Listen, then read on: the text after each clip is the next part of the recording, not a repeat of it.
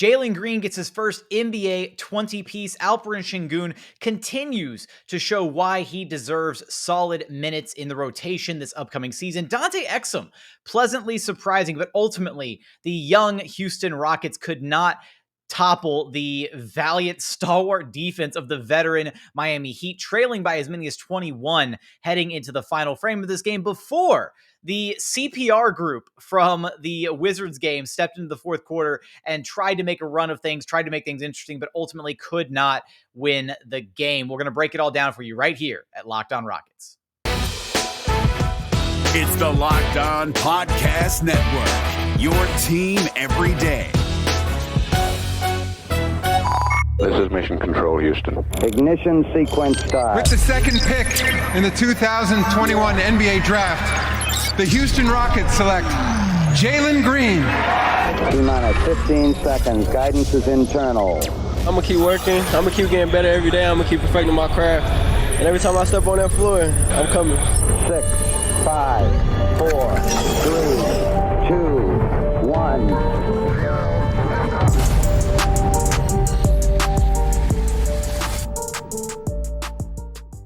What's up, and welcome to another episode of Locked On Rockets, the best and only daily podcast covering your Houston Rockets. As always, I'm your host, Jackson Gatlin, native Houstonian and partner at Apollo Media. Be sure to follow along on Twitter at JT Gatlin, the show, of course, at Locked On Rockets, as well as at Apollo HOU. And if you enjoy what we do here at Locked On Rockets, please make Locked On Rockets your first listen of the day, be it Apple, Spotify, Google, the brand new Odyssey app, wherever you listen to your podcasts, free and available anywhere you can imagine, as well as our brand new YouTube channel. If you haven't done so, please go subscribe to the YouTube channel. I would sincerely appreciate it. A lot to break down here from the Rockets' second preseason game against the Miami Heat. A ridiculously late 9 p.m. local time tip-off.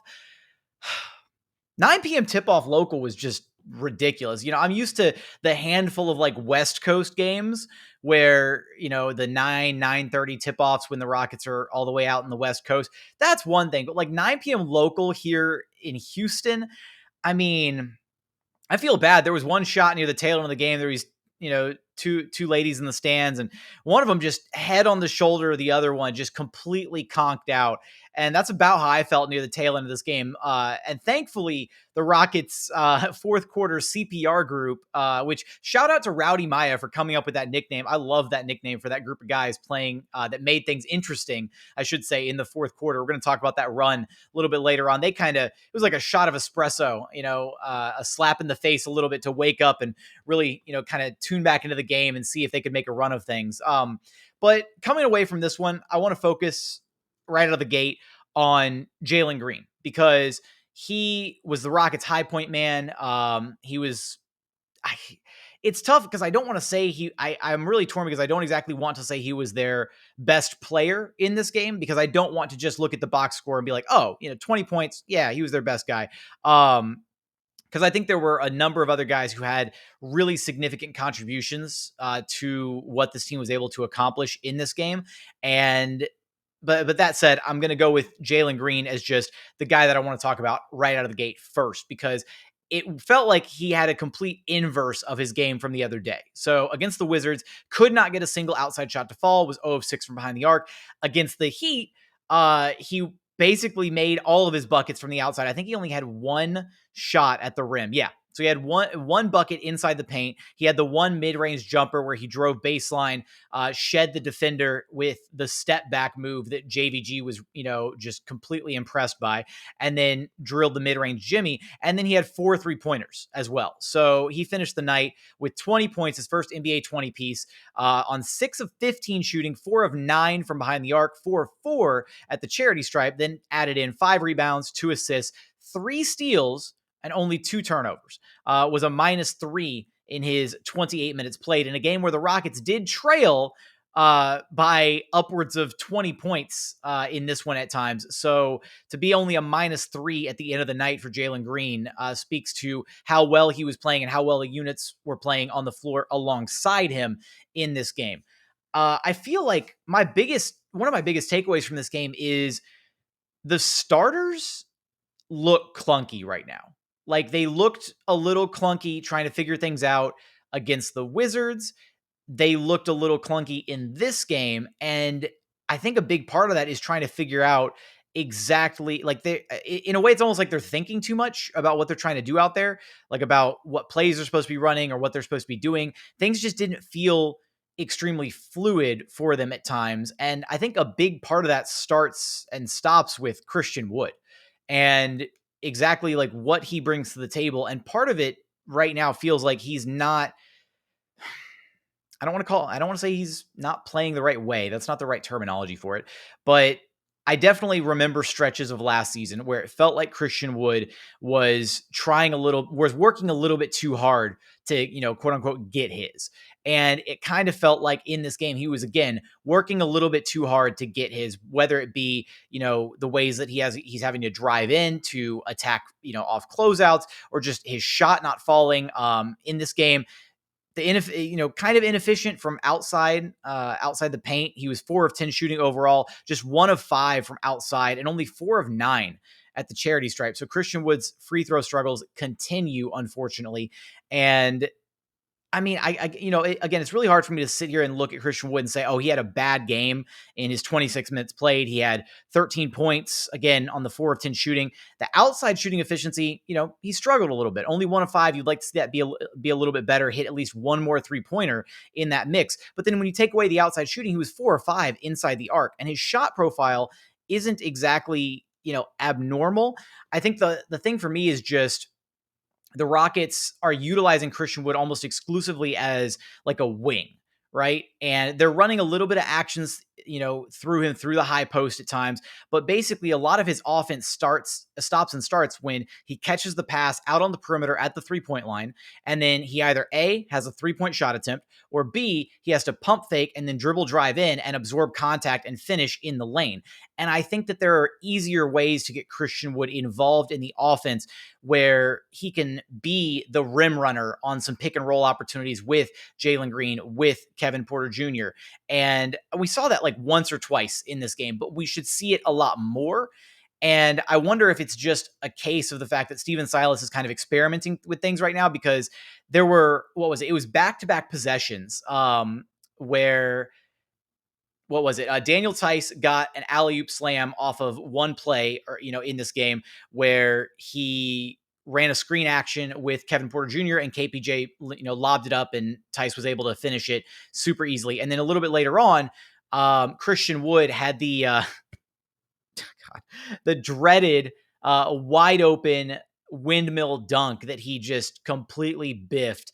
And a lot of Rockets fans were just, SMHing on Twitter. And then right afterwards, timeout was called, and Steven Silas ran a play to get Christian Wood a lob dunk right at the rim, right after the windmill dunk. So part of me thinks that Steven Silas understands and knows that he could sit there and run and spam like pick and roll with KPJ and one of Daniel Tice or Christian Wood and do that consistently throughout the game and manufacture points that way. But that's not the best way to see what he has as far as running different sets, trying to get different guys involved, trying to get creative with the offense a little bit. So I do think that that's going to be more of a staple as we move into the regular season. And right now it's preseason, so he's trying different things out. But it does feel like Christian Wood isn't being utilized, I guess, to his like fullest potential as both a big who can play on the perimeter and who can hit outside shots or pick and pop, as well as a big who can be your go-to pick and roll rim running big and be really effective that way, especially when you have ball handlers who have the gravity of a Kevin Porter Jr. and a Jalen Green. So those are just some of my immediate takeaways from this game. Coming up, I want to, continue breaking this one down. I want to talk about the small forward situation. I want to talk about what's going on there between the fact that Eric Gordon didn't play this game. Jae'Sean Tate didn't play this game. No major worries for either of those guys. Eric Gordon with a sore ankle, Jae'Sean Tate with some back tightness, but Steven Silas reiterating both pre and post game that there's nothing severe with either of those guys. It's just preseason precaution. So no, not to worry. But because of that, Danuel House Jr. did get the starting nod in this game. So we're going to talk about his production, going to talk about that small forward spot in general, what we need to see out of that position to balance out the rest of the Rockets starting lineup, as well as some of the bench play and production from guys like Alperen Sengun, from Dante Exum, and Josh Christopher. So we'll get there in just a moment after a quick message from our friends over at Sleeper. Because look, in 2018, the fantasy sports experts at Sleeper realized that fantasy basketball was broken. Games were being won and lost based on whose players had more scheduled games that week, which isn't fair, right? It made no sense and required very little strategy. So in 2020, Sleeper released a brand new way of playing fantasy basketball. It's called Game Picks, and it's only available on Sleeper. In Game Pick, owners pick a single game per week for each starter to count towards their team's total score, ensuring an even number of games played between opponents. No more, right? So Sleeper basically cracked the fantasy basketball code. So there's no more, whether you're playing redraft, keeper, dynasty, Game Pick has you covered. If you prefer building out a weekly strategy versus daily busy work, you're going to love Game Picks. Again, no more being outmatched just because your opponent has more games than you. Download the Sleeper app and start a league with your friends today. You will not be disappointed. And continuing on here at Locked On Rockets, your daily podcast home for everything Houston Rockets basketball. Now, continuing on, looking at this game, a few of the other Rocket starters. So Christian Wood, talked about his numbers, finished 13 points, 8 boards, had the 1 assist, 1 steal, but again, 4 of 10 shooting. Kevin Porter Jr. Struggling offensively a little bit in this one, 12 points on just 3 of 10 shooting, 2 of 5 from beyond the arc, 4 of 6 at the charity stripe, only had 4 dimes in this game, and to go along with 4 turnovers, unfortunately. And then Daniel Tice and Danuel House Jr. rounding out the starters. Tice with 10 points on 5 of 7 shooting, missed his only 3-point attempt, but had some really solid, like the mid-range game out of Daniel Tice so far, been relatively impressive. His ability to finish at the rim, and he's doing what he's supposed to do, which is anchoring the Rockets defense. If there's one issue that I have with Tice's game is that he didn't exactly, participate much in the rebounding department in this game. Not that he needed to. The Rockets still out-rebounded the Miami Heat successfully. They were plus 2 in the rebounding department, 49-47. But I'd like to see the starting center walk away with more than just 1 total rebound. That said, Jalen Green had 5, C. Wood had 8, Danuel House Jr. had 7. So as long as it's a thing where they're rebounding by committee, I don't exactly care who gets the boards. And Tice does his work. He boxes out. He pays attention, when he's protecting the defensive glass. So it's okay if he's just doing like the Steven Adams thing and just boxing out and letting Jalen Green absorb all the rebounds. That's fine. And then Danuel House Jr. Didn't score a single bucket. 0 of 7 from the floor, 0 points, didn't make it to the free throw line, did have the 7 rebounds, had 2 assists, had a steal.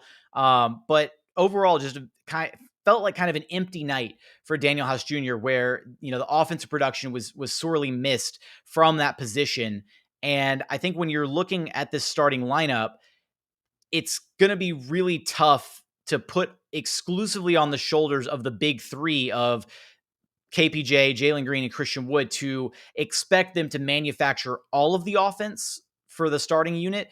And you need to at least rely on that starting 3 spot to be able to knock down the open shots when they're generated, because that's what those other 3 are going to do, is they're going to create those opportunities for that small forward position to have some significantly wide open shots, as well as creating open shots for each other. But it never really, at points, it felt like the offense kind of stagnated. Right? It felt like, one person would kind of get things rolling, be it a KPJ pick and roll or Jalen Green turning on the Jets and trying to create something. And then it never really felt like the offense was flowing with those 5 starters, unfortunately. And again, I'm not going to sit here and pin all of the blame on Danuel House Jr., but his game definitely did not deliver in this one, unfortunately. And a big part of this, you got to tip the cap to the Miami Heat, who are a veteran-laden roster, right? Kyle Lowry, PJ Tucker, Rockets legend PJ Tucker, love you PJ, Jimmy Butler, Bam Adebayo. I mean, just their entire team from top to bottom. This is a grind house. Like they very much encapsulate some of like the grit and grind feel of those grit and grind Memphis Grizzlies teams. Like playing the Miami Heat in a 7-game series later on this year is going to be like going through a freaking meat grinder, like to deal with all of the bodies that they can throw at you on a nightly basis, the size, the intensity, the tenacity, all of that. And that was very much on display in this game against the Houston Rockets. I mean, at one point in the first quarter, the Miami Heat were leading the Rockets 23 to something, and 20 of the Heat's points were all in the paint. I mean, they were absolutely bulldozing the Houston Rockets. And then defensively, they really gave the Rockets fits, being able to keep them out of the paint. The Rockets offense became extremely perimeter oriented for stretches of this game because the Miami Heat were just like, no, you're not going to score inside. we're gonna run a little 2-3 zone. We're gonna keep things, we're gonna double team. We're gonna trap, and it was kind of tough to see the fact that the Rockets didn't have really an answer for it because they didn't have a physical presence to try and, just knock down the door of the Miami Heat defense. And they didn't exactly have a zone buster to, get the Miami Heat outside of playing that 2-3 zone, unfortunately, from the perimeter. The Rockets struggling to shoot the ball from outside in this one, just 11 of 37 from behind the arc for 29.7%. But that kind of brings me to some of, what at least one of my takeaways from the starting lineup and who should really be playing alongside those other four starters. And I do think that there's a level of physicality missing from that starting lineup, right? You've got already the two extremely young, dynamic as all hell, absolutely, starting caliber guards who are going to be the backcourt of the future in KPJ and Jalen Green. Sure. But they're lacking in the physicality department, right? They're going to get bullied around a little bit. Daniel Theis absolutely can hold his own.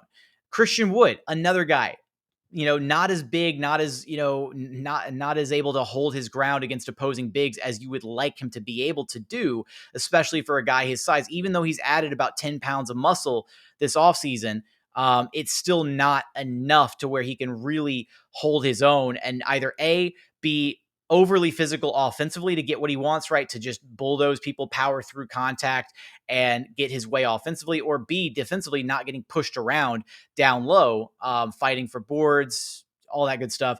And I think there's a level of, again, physicality that's missing from that starting lineup. And I think the answer is one of Jae'Sean Tate or David Nwaba. Now, I will say, I don't think David Nwaba is the right fit for the starting lineup because his kind of chaotic helter-skelter play style fits better coming off the bench. And we've seen, multiple times last season how how David Nwaba's energy is infectious when he comes off the bench. And he's like the one-man wrecking crew when he comes off the bench and starts causing mayhem, getting into passing lanes, getting out into open transition, finishing through contact, being able to, just drive the ball with sheer strength through the teeth of the Miami Heat defense. There were multiple times in this game where David Nwaba drove straight into the teeth of the Miami Heat defense and had guys just bouncing off of him left and right as he was finishing through contact, creating opportunities at the rim, creating opportunities for his teammates. He had a couple really impressive dishes in this game that led to free throws for both Alperen Sengun and Christian Wood, where he was able to successfully navigate the Miami Heat defense, get inside, get the eyes of the defense on him and kind of collapse the defense and then create an opportunity for one of his bigs, again, Alperen or Christian. And so it's plays like that where guys are able to really get inside and not necessarily just rely on those outside shots falling, because there were stretches of this game where the offense for the Houston Rockets looked really clunky because the Miami Heat defense was so strong and doing exactly what they wanted to do, which was closing off the paint, forcing the Rockets to play a very outside-oriented perimeter game, and the Rockets just did not hit enough shots outside to make the Miami Heat change their defensive scheme in this one. So I do think that I'd really like to see what this Rockets starting lineup would look like with Jae'Sean Tate in it. Steven Silas did say post-game that there's a possibility that Jae'Sean Tate could start Monday night's game on the road against the Toronto Raptors. So I would love to see that, because there was about a 2-minute stretch near the tail end of the first half where David Nwaba was playing at the 3 spot in place of Danuel House Jr. And I believe, if memory serves, that lineup looked a little bit more fluid at times, especially in transition, just kind of moving the ball really well. And I do think that when you have House out there with the rest of those starters, again, you're missing out on some of that physicality. You've got a little bit more length, maybe a little bit more switchability defensively. But I don't know if Danuel House brings you, that level of one-on-one lockdown defense that David Nwaba or Jae'Sean Tate can. And then offensively, both of those guys, Tate and Nwaba, their ability to put the ball on the floor, get to the rim, and make something happen either through contact or facilitating for one of their teammates. Danuel House just doesn't have that in his bag. He's got the dribble drive and he can attack the rim, but it's like a different type of attack. And that's the best way that I can put it. Maybe it's a weird takeaway for now, and maybe I'll adjust my mindset towards this a little bit later on. But coming up, I do want to talk about Alperen Sengun as well as the CPR group for the Houston Rockets that tried to resuscitate this game in the fourth quarter. We're going to get there after a quick message from our friends over at betonline.ag, because football is back and better than ever, and BetOnline has you covered for all the odds, props, and contests. So as always, BetOnline is your number one spot for everything pro and college football. They've also got you covered for MLB playoffs. They're going to have you covered for NBA, NHL, UFC, MMA, you name it, they've got it. So head over to their website or use your mobile device to sign up today to receive a 50% welcome bonus on your very first deposit when you use promo code Locked On. Again, that's promo code Locked On, LOCKEDON, for a 50% welcome bonus on your very first deposit.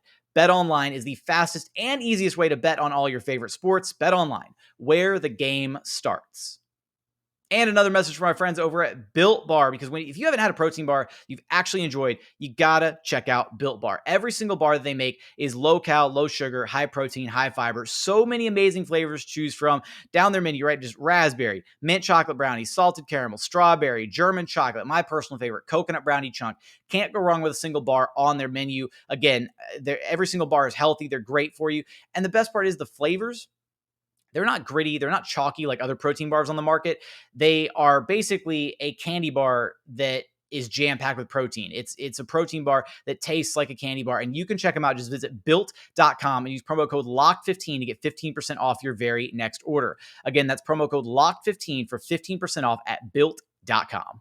And final segment here at Locked On Rockets, your daily podcast home for everything Houston Rockets basketball. Now, the Miami Heat largely in control of this game for the majority of the evening. Duncan Robinson pouring in 20 points on 7 of 14 shooting, 5 of 11 from behind the three-point line. Tyler Herro, 24 points off the Miami Heat bench on 7 of 13 shooting, which is just rude when you consider the fact that he shot 7 of 13 here in Houston. How dare he? And then Kyle Lowry controlling the flow of this game, very much so. He had 10 assists in 19 minutes played, right? What was it? Yeah, 10 assists in 19 minutes played. He had like 7 assists in the very first quarter. Was, going for some type of preseason quarter assist record or something to that effect.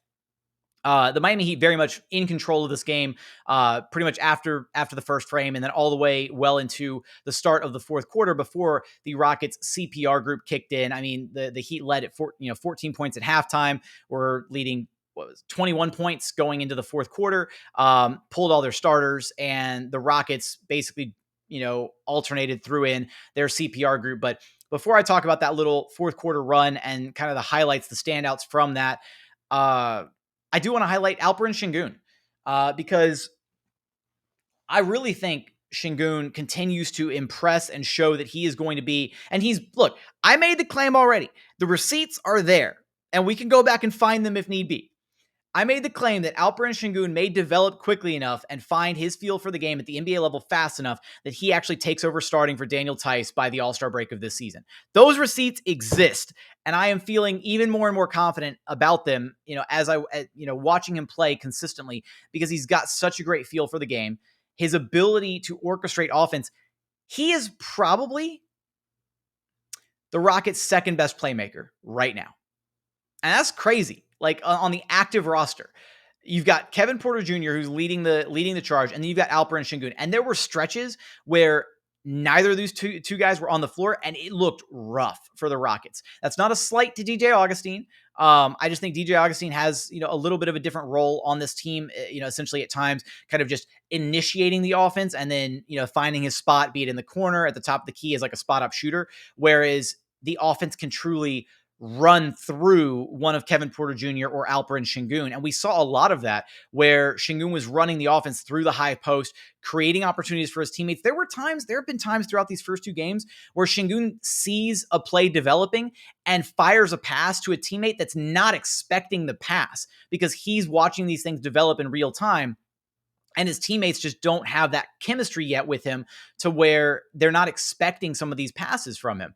So I do think that Alperen Sengun is going to be a really important and big piece of this organization moving forward. It's just about getting the rest of his teammates up to speed as to what his capabilities are offensively so that they know to be looking for some of those passes. And then again, the way that he's able to create offense, not only for his teammates, but also for himself. He finished the night 9 points on 3 of 7 shooting, was 3 of 4 at the charity stripe, had 6 rebounds, 3 assists, a steal, and a block, and only 2 turnovers, was a plus-minus-0 in his 18 minutes played. So again, in a game where the Rockets trailed by as many as like 20 at one point, to be a plus-minus-0 in this game, really solid play from Alperen Sengun. And again, I can't speak highly enough about him. Like, there's a reason that other, draft experts and everybody are like looking at Sengun saying he's the steal of the draft.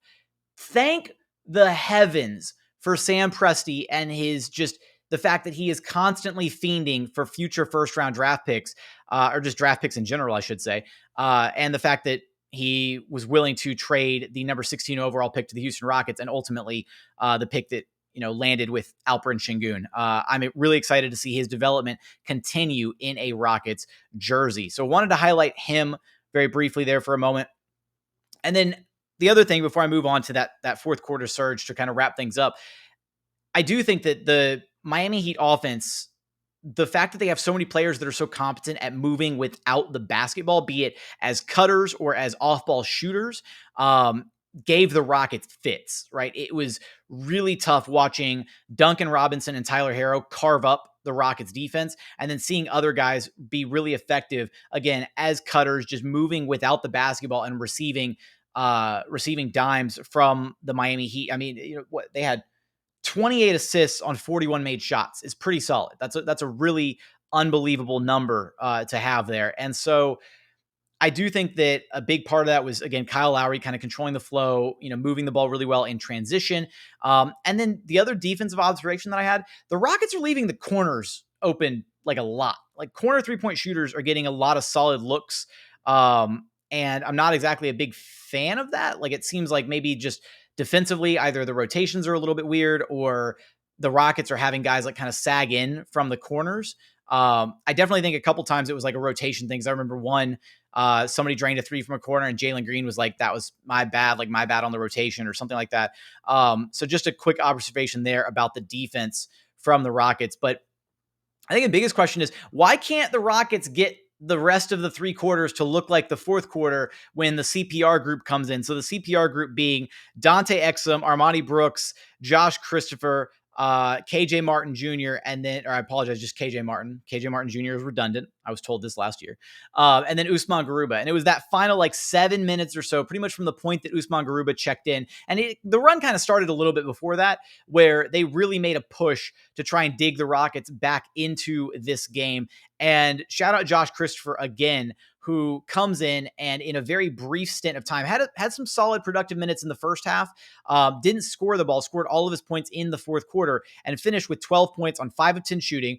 Missed all of his 3-pointers in this one, but had the 2, was 2 of 2 at the charity stripe, had 6 rebounds, did have 4 turnovers. So kind of the duality of Josh Christopher, if you will. So he was lights out from the 3-point arc against the Wizards and really feeling it. And then in this one, not so much, but still kind of feasting inside, was 5 of 6 shooting inside the arc in this game, as far as that fourth quarter run is concerned. And then Armani Brooks stepped in, drilled multiple 3-pointers in a row to kind of give the Rockets some life in the fourth frame. Usman Garuba with some defensive intensity. Stat line looking very empty, unfortunately, across his 7 minutes. He had 1 rebound, 0 points, and only 1 shot attempt, but definitely altered a lot of shots defensively, played his role to a T.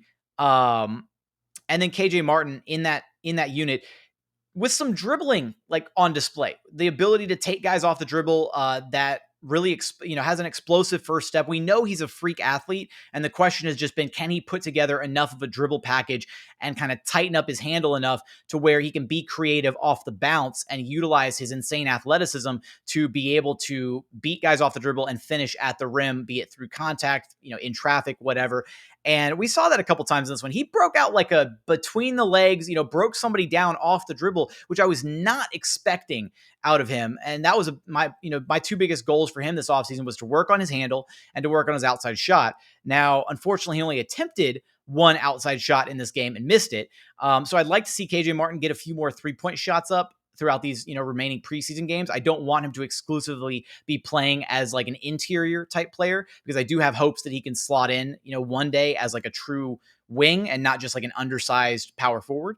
And then out of that final group, Dante Exum was probably the most pleasant surprise of any Rockets players in this game, because he gave productive point guard minutes, like as a facilitator, as a distributor, played solid defense, and kind of was the, coordinator of, you can call him what, like Dante Exum and the Vipers, like if you want to call him that. I still prefer the CPR group, or the CPR squad. I think that's a better nickname. But Dante Exum finishing the night. He played 18 minutes in this one, only had the 2 shot attempts, 3 points on 1 of 2 shooting, made it to the free throw line, only hit 1 of 2 there, unfortunately. But he did have 3 rebounds, 6 assists, and a steal. It was a +1 across his 18 minutes. And it really did feel like he did a solid job of trying to facilitate and set up teammates. He had a pair of back-to-back drives where he found, I believe it was Alperen Sengun both times, driving baseline off of, pass reaches him in the corner, pump fakes the 3-pointer, drives baseline, and then dishes the ball in to Alperen Sengun, who was right there at the rim. And I believe Sengun made a layup on one of them, and I think got fouled on one of the other ones, if memory serves correctly. But to see Dante Exum kind of, slot into that facilitator role gives me hope that the Rockets do have kind of an idea of their guard rotation, and that maybe we'll see situationally Dante Exum slotted in there for his, height, for his defense, all of that, if he can continue to facilitate offensively for this team rather than DJ Augustine in certain situations. Because I do think they both have their merits. And I think ultimately when you're looking at that guard rotation, if Steven Silas opts to go a different route than starting Eric Gordon, the majority of those guard minutes are going to go Kevin Porter Jr., Jalen Green, Eric Gordon. And then it's realistically up to one of DJ Augustine or Dante Exum to kind of fill in the gaps for some, 4, 5, 6 minutes, spot minutes here or there, per half maybe, to kind of plug in the rest of the minutes at those guard spots. Because I do think Josh Christopher is going to be somebody who's spending time at the G League level. And then I meant to comment on this during the post-game pod the other day. The Rockets trading, or I apologize, not trading, but waiving Kyrie Thomas, unfortunately. Really liked what Kyrie Thomas brought to the table this past Rockets season. I really thought the ceiling was pretty high on him. They waived Kyrie Thomas to be able to accept a trade from the Brooklyn Nets, I should say, for Sekou Doumbouya, basically a salary dump on the Nets' behalf, and the Rockets absorbing Doumbaya's salary, as well as paying the Nets I think like $100K in cash or something like that, to offset the trade, or to, I guess, satisfy the trade value, the trade rules, and absorbing him into a traded player exception, and then waiving him immediately. And the Nets are giving the Rockets an unprotected 2024 second round draft pick. So the Rockets, essentially, by sending out the cash and then waiving Doumbaya's contract, basically paid about $3.7 million for a 2024 second round draft pick from the Brooklyn Nets. But because they did not have an open roster spot to facilitate the trade, somebody had to bite the dust, or bite the bullet, I should say. And that was, unfortunately, Kyrie Thomas. Now, the Rockets can go back and bring Kyrie Thomas back into the fray if they want to after he clears waivers. Another team could claim him off of waivers in that interim period. We'll see if that happens. Ultimately, I wouldn't mind seeing Kyrie Thomas back, but I've also been a firm proponent of the fact that that final roster spot is going to go to one of Kyrie Thomas or Armani Brooks. And ultimately, right now, I'd opt to give that final spot to Armani Brooks. So if the Rockets go that route, so be it. No skin off my nose. But that's exactly what happened there, and why Kyrie Thomas hasn't seen the floor. And Doumbouya is not going to be a part of this Rockets roster moving forward. Although, if memory serves, I do think the Vipers might have like first dibs on picking him up, or picking up his G League rights or something to that effect. But I'll have to look a little bit more into that more carefully to see if that's actually the case. But with that, I think that kind of covers everybody that I wanted to touch base on from this game. Just kind of looking down the rest of the roster. I think the biggest question mark is going to be what the fit looks like for the Houston Rockets starters moving forward, because there were stretches where the different bench units that they trotted out there, Christian Wood at the 5, different lineups looked better. And then obviously the CPR group in that fourth quarter, playing with just a renewed sense of urgency that we didn't quite see out of the starters. So maybe it's just a case of, guys going through their motions a little bit, but I do think there's something a little bit clunky with that starting unit. And it's a little bit like guys are trying to do a little bit too much and not just playing within the flow of the game. So I'd like to see that change, and I'd like to see what adjustments Stephen Silas is going to make moving forward, headed into the next preseason game for the Houston Rockets on the road against the Toronto Raptors. But that's going to do it for today's episode. As always, thank you so much for watching. Thank you so much for listening. Thank you for making this your first listen of the day. And we look forward to having you back right here at Locked On Rockets, your daily podcast home for everything Houston Rockets basketball.